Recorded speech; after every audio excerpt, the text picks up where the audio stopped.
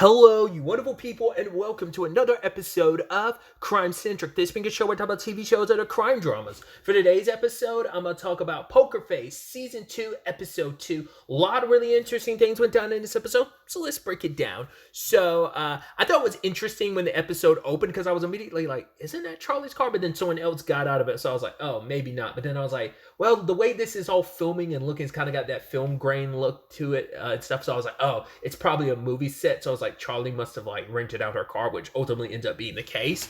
But I was like, because I should have known. I was like, because that's what threw me for a second. I was like, wait, is Charlie showing up first in the episode? Because she never does. It's always partway into the episode. It's once we kind of flip perspectives and kind of rewind that we find out like Charlie's involvement and everything. So I was like, oh, interesting. But we get introduced to Fred and Greta, played by Giancarlo Esposito, which was like, whoa, that's cool. And then we had Greta played by Katie Holmes. I was like, whoa, that's cool. Even one of the people who works on the movie, his name is Tommy. He's played by, is it Kevin Cargan, maybe Kerrigan? He's one of the moment, I didn't recognize him with like early on with like the sunglasses, the hat, and the mustache, that mullet, that big handlebar stache. He's one of those actors where you're like, it's that guy. You've seen him in a multitude of things. It's interesting too, just like really quick. I don't know if it was meant to be an inside joke or not, which I think is interesting.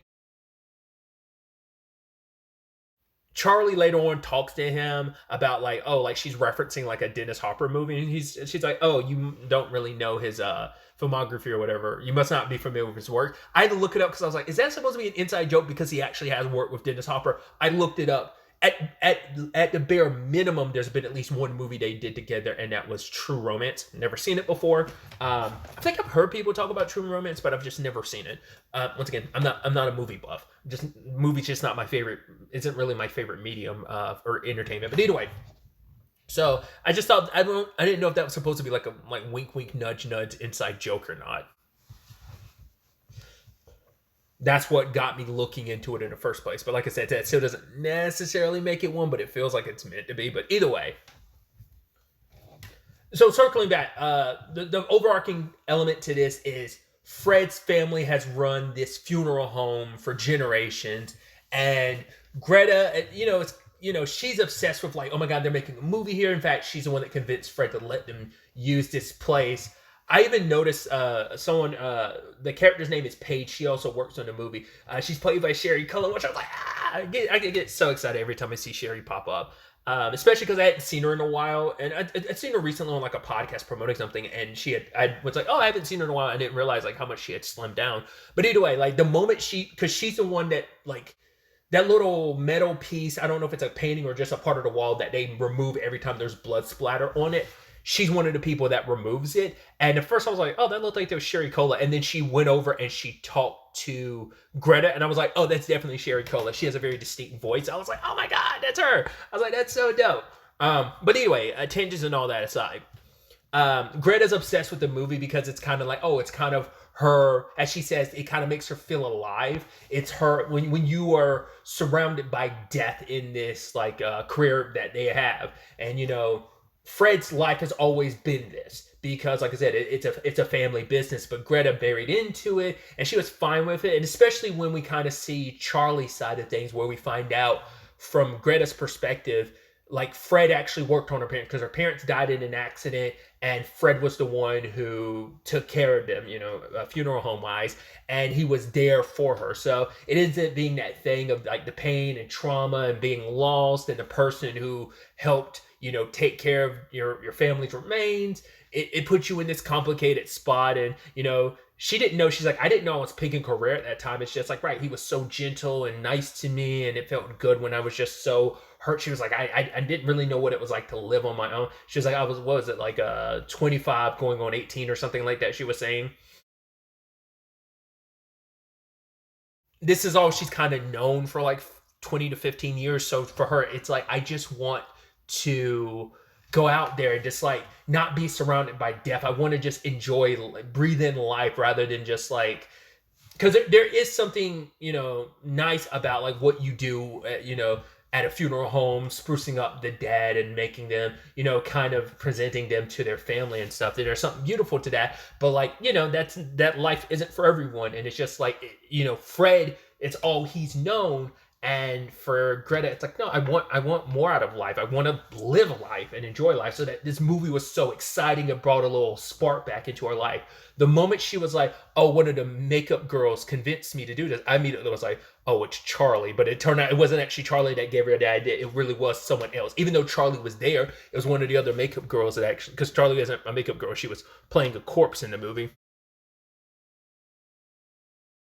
It was actually one of the other makeup girls that actually suggested it, which I think is interesting considering Fred's like later at the end of the episode being like, "Oh, you're the one that gave her the idea." It's like, no, she co-signed the idea, but she was not the one who initially pitched it. So don't get it twisted. You do feel a little bad for Fred because it's like, yo, like you just want to abandon me and leave me like all of a sudden. But it is one of those things where you're so wrapped up in your world, you don't realize like how unhappy your partner is. And she did kind of just spring it on him out of nowhere. But it's like, maybe it's also, once again, it's like, I think it's like Fred is so, he cares for the living, but only in the confines of when it's in reference to the dead. He can be so gentle and caring then, which but I think it's like he gets a little blurry when it's just everyday living people, because I think death is, his realm of expertise, and that's where he shines. And in relation, like the living in relation to the dead is one other facet of his expertise, but just dealing with living people in general, like Greta, that's why it's kind of like this perfect equilibrium, because she was part of that world by being his wife and they work on bodies together. So my point is, you do feel bad for him, but you also understand where Greta's coming from, where it's just like, I want something more from life. I want something different from life. And you are entitled to change your mind. It kind of sucks to kind of spring it on that person out of nowhere, but it doesn't mean she deserved to get murked the way she did. Because you could tell like he was trying to find every avenue not to go down that route. But the moment he's watching the movie, has the scene play over and over again. They're constantly resetting it. And he's seeing the murder scene. And you're like, he's getting the idea that it's like, all I have to do is stage the murder here. And the crew, when they come back to clean up, the set tomorrow, they'll be helping me dispose. It's like, there's actually a pretty genius deviousness to such an act. When he was initially disposing of her body, like cremating it, as he reiterates multiple times, like there is no like ashes. It's basically, he's like, it comes down to remains.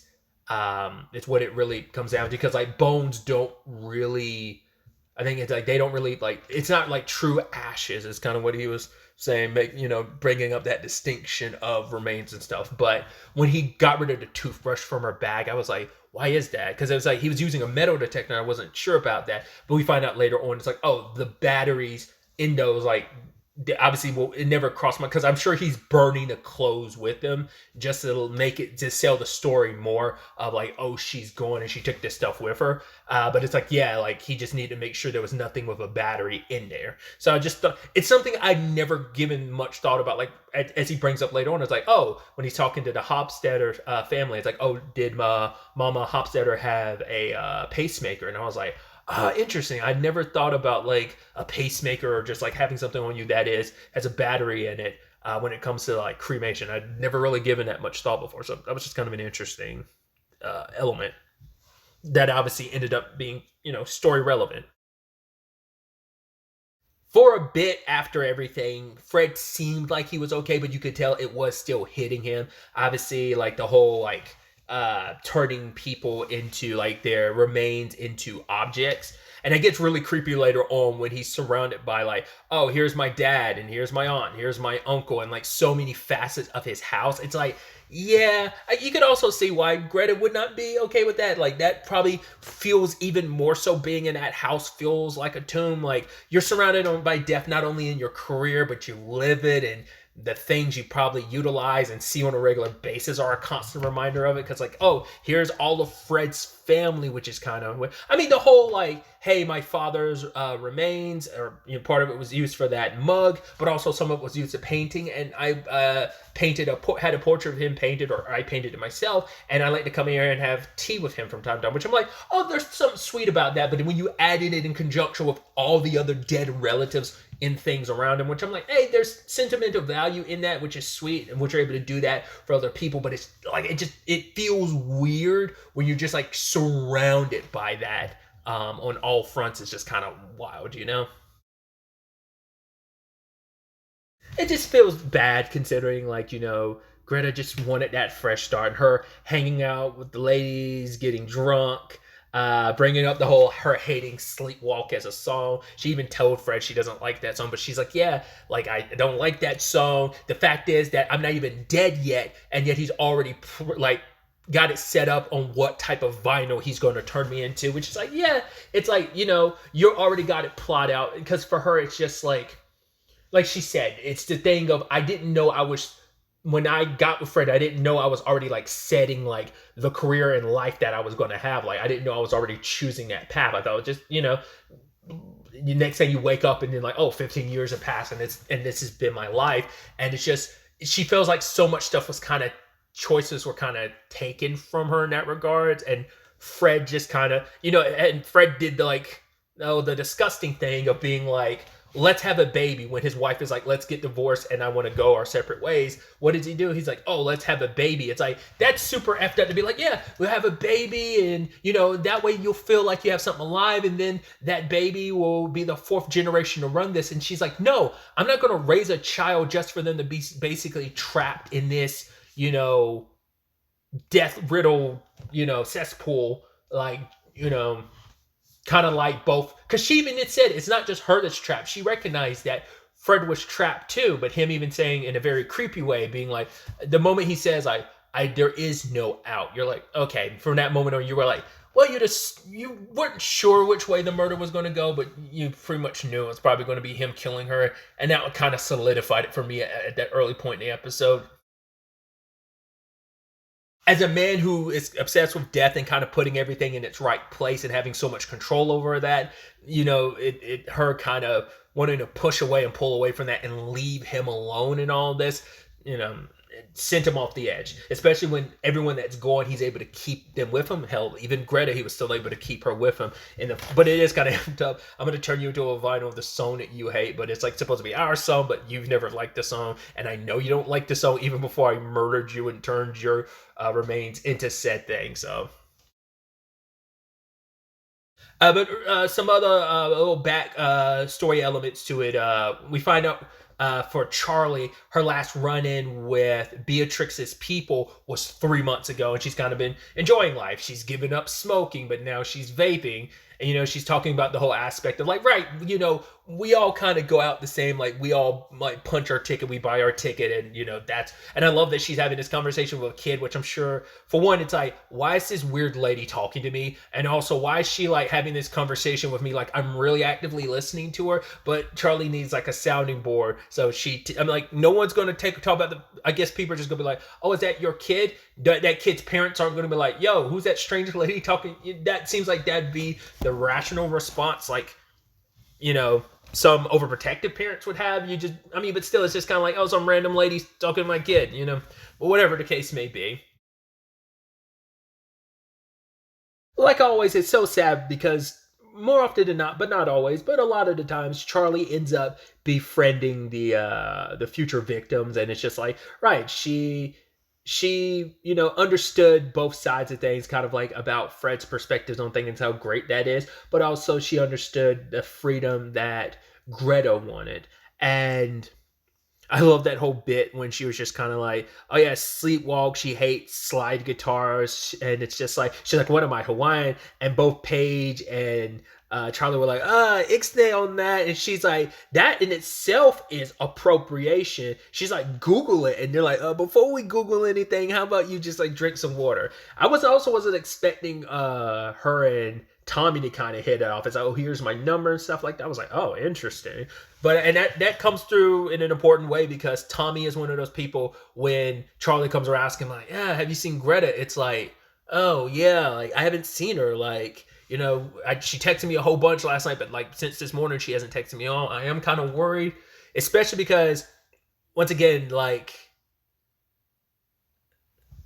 It's so interesting. Once again, it's like the absolute truth versus like something that is true, but there's more to it. Like Charlie can't fully read something like that. Whereas like Fred is like, oh, she left with the crew. And it's like, yeah, she did because some of her remains are in a vase that they took away. So it's like, unbeknownst to him, he's telling her a factual truth with some like it's just an absolute factual truth, even though there's a larger connotation and layers to that. But yeah, it's just like, so Charlie's like, oh, she left with the crew, so I guess nothing's wrong. But then like sees the way he's acting about the vinyl, and it's like, well, that particular like that process is what he does with people's remains, and that particular song is the one he has plotted out for Greta. So that's when Charlie was like, yeah, something's not right here, suspicious. I even love when she went to like, confront him while he's dealing with the Hofstadter family.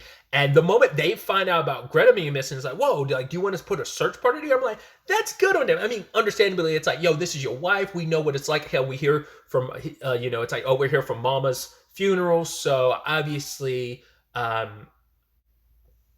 we know what that's like, and we want you to, we want to help you in whatever way we can. And I just thought that was so interesting, like, because it's like, right, you and your wife have helped us, so we want to help you. And like, they were really ready to go, but then Fred sent Charlie on her way, because it's like, what he's saying isn't a lie, and he's saying enough truth that it's saying all true facts, so Charlie can't really dispute him in any shape or form. But she's like, something's not right. And going on the set, their next location, and being like, yo, did Greta go with you? And they're like, no, we haven't seen her. And it's like, yeah, but he said that she went, and that was the truth. That's weird. I also love that she's asking, well, what's this movie about? Wasn't this movie supposed to be set in the 1973s? And even like Tommy's like, actually, I have no idea what the hell this movie's about. And one person was like, oh, it's not my department, but I heard like this movie's supposed to be about vanity. And Charles was like, okay, I'm like, yeah, that's super vague. Like, oh, it's the notion of vanity, but we don't actually know what the plot of this movie is. Because it seemed like this part of the movie seemed like it was science fictional. And even Tommy was like, oh yeah, it's supposed to be like in some kind of multiverse thing. Well, like, is that supposed to be an inside joke? Because the whole point is like people are tired of the multiverse because so many things have multiversal elements. I'll never personally get tired of the multiverse, because I guess I'm not watching that many things that circulate with the multiverse. Some things use it a lot. Other things just use it like a tiny bit. So I never feel too like, oh my God, there's so much, I'm multiversed out. Because I like it as a concept, and I think it's really interesting. And I'm always interested to see how like different stories utilize it and stuff like that. So I'm never tired of it, but I know the general populace seems to be. So I don't know if that was supposed to be a wink and nod to that, but being like, it's a multiverse movie because, it seems like multiverse stuff is in these days. But like I said, good guy Tommy, when he didn't hear from Greta, I had to stop myself from just saying Katie. Get hear from Greta, he goes with her to go investigate, and gotta give it to Charlie constantly being the sleuth who puts everything together, finding, like seeing the batteries in the trash can. But I don't think the toothbrush was in there anymore. I think he had already gotten rid of it. But she went to the casket, and she was hiding from him when he opens that room and like sees no one's there. But she notices the blood on the light bulb. But then she kind of starts piecing everything together about him. And even like they have like, she's like, I was laying in that casket playing the role of a corpse. But then, which I would have thought, like, I mean, we can see it, but maybe the camera couldn't catch it. I think you still could see it on like when you're watching the actress who's like taking photos and catching the murder on like during the events of the movie. You can still see Charlie like vaping in, because you can see the smoke from inside of the coffin. Because I'm about to say, no one ever said anything at that moment about that. So you just see like, but like we could see it in camera, that I was like, oh, it's a camera not catching it, because no one's saying anything for her to not move. Because the whole point of being a corpse is you got to stay as still as possible. But I guess only if you're on camera. But like, yeah, you can clearly see her like vape smoke even in a casket from that angle. You probably could see it if you look back in the earlier parts of the episode. I just never noticed. But like definitely during those scenes where Charlie is there, like, and we know she's there, I could see it. But her laying it all out the way she did, being like, oh, these lights were covered, I know, because I saw it over and over again. And they would have taken all that down before they left. They even said as much. So that blood wouldn't be from the movie. That blood got there after the fact. And laid just out everything about the vinyl and understanding that Greta wanted to leave, and she was about to get Fred to unintentionally admit the truth, because she's like, go ahead, Fred, and tell me you didn't kill her, because it's like, right, I would have been able to tell you. But then like Tommy shows up and he's like, oh, I got a message from her. I was like, how did he do that? But we find out like, oh, he took a photo that she had from like 2022 and made it seem like she left and already went to Miami. And so poor Charlie, because she felt so bad, because he's putting on the tears. He's like, oh, I'm so sad. Oh, blah blah blah blah. And she's like, oh, I'm sorry. And he's like, oh, you said I'm a creep. She's, yeah, I'm sorry about that. He's like, no, I am a creep, and this place is blah blah blah blah. But the problem is, Charlie ended up hearing Greta's phone and figured it all out, and he proceeded to like knock her out. And then it seemed like at first you're like, oh, did he bury her alive? Because you'd assume he's going to cremate her, but it's like, oh, maybe he buried her. But it's like, no, he's going to cremate her, which I can't see cremation anymore and not just immediately think of Squid Game. Obviously, like the new season's coming out this month, so like I just like, so it's distinctly on my mind. So, but it's also scary because you're just like, oh man, because Charlie's found, this is like, because obviously it makes me think of like the episode 9 situation, which was pretty scary. I mean, to be fair, she was like knocked out and woke up inside of that tree twice. Well, the first time was like, well, you got hit by a car and you were unconscious, got put inside that like hole of a tree, and then like you got stabbed and thrown in there. So that's another thing. But this is a situation where you wake up inside of that, and and he's got that twisted line of, Charlie, you're the one that figured everything out. Now you're getting warmer, much warmer. You're just like, oh, that's like really, once again, it's Giancarlo Esposito who gets typecast in villain. So it's like, it's him doing what he does best. Which doesn't mean he can't play a hero or good guys. He does. He can play good guys and complicated people. Once again, it's just most people know him for his villainous roles. I was like, how is Charlie going to get out of this? I was also looking at the clock. I'm like, there's not that much time left in this episode. I was actually, for a second, I was like, there's no way they're going to like 2-part this or something, right? I was like, is Tommy going to show up to help her? No, she just happens to like fling around a lot, because it's a difference of most people you're putting in that are going to be like people who aren't alive, who aren't going to be thrashing around. And I guess like maybe the material for that wood is not that strong. Whatever the case may be, she smashed out of it. And there's something about it that I don't know, like there's almost like this Psycho, specifically like the movie, angle to like the shadow work in that scene, where like he's picking up that tool or whatever it is, and you see like his shadow creeping towards Charlie. I was like, oh, I mean, especially considering like, Natasha Lyonne also directed this episode. Because I forgot what episode in season 1 she directed. But either way, tangents and all that aside, but it was just like, oh, how that was designed. I was like, how's Charlie's kind of cornered. She takes her vape, throws it into like the furnace, and then it explodes. Which also made me go, is that supposed to be a meta thing of, spoilers, the end of Gus Fring's story in Breaking Bad? Immediately made me think of that. And he's like, no, and just kind of catch an explosion. Obviously, it's not as bad. And not as badass there's some badassery to it, but it's a different badassery to like how Gus Fring's end comes, that final shot of Gus, adjusting his tie and then finally dying. But like, no, like Fred doesn't get charred the way Gus does, and but what I thought was interesting is Charlie trying to get him out of there. Because it's like, Charlie doesn't actively try to kill people. Even though it's like, right, you murdered your wife, you're a bad guy, but I'm still not going to leave you in here to die, because that's crappy of me. Because also I think it's probably the element of, you need to live so that you can face justice. So, she doesn't like rally behind people even if they've done bad things, like Sterling Jr. She didn't rally, like wasn't super excited when he killed himself. To be fair, she knew like shit and knew that Cliff was coming after her for it, but still, like, she wasn't rallying, being like, oh, you did this terrible thing, you deserve to die. It's like, no, you deserve to face justice for what you've done.